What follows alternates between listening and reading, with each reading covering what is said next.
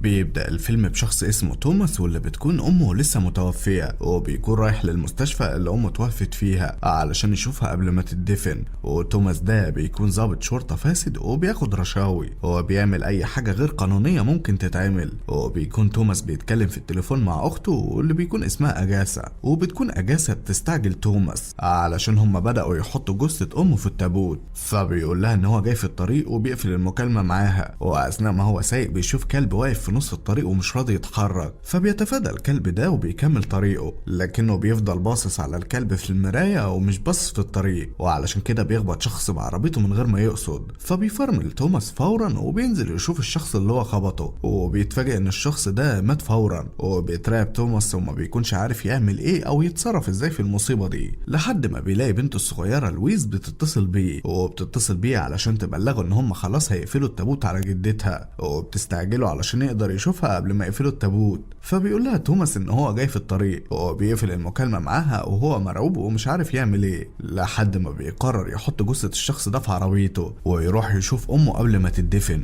وبعدها يبقى يدور على حل في الجثة اللي معاه دي. وبالفعل بيحطها في شنطة عربيته وبيقلع الجاكيت بتاعه وبيسيبه في الشنطة مع الجثة وبيكمل في طريقه. وفي نفس الوقت ده بتكون الشؤون الداخلية في طريقها لاسم الشرطة علشان تحقق في قضية رشوة تخص توماس. وفي الوقت ده أصحاب توماس المقربين واللي هم نعومي ومارك بيعرفوا إن الشؤون الداخلية جاية تفتش ورا توماس، ونعومي ومارك بيكونوا ظباط برضه وزمايل لتوماس وعارفين إن هو ظابط فاسد، ولكن علشان هو صاحبهم بيقرروا يتستروا عليه ويخفوا أي حاجة ممكن تدينه. فبيروحوا يكسروا خزنة توماس بسرعة وبياخدوا الفلوس اللي فيها وبيخبوها معاهم. وفي الوقت ده بيكون توماس داخل على المستشفى، لكن بيتفاجئ ان في كمين قبل المستشفى، والظابط اللي في الكمين اول ما بيشوف ان توماس مرتبك ومتوتر بيشك فيه وبيطلب منه بطاقته. فبيفتكر توماس ان الهوية بتاعته في الجاكيت، والجاكيت هو سايبه مع الجثة في الشنطة، وعلشان كده بيضطر يقول للظابط ان هو مش معاه بطاقة. وبيحاول توماس يفهمه ان هو ظابط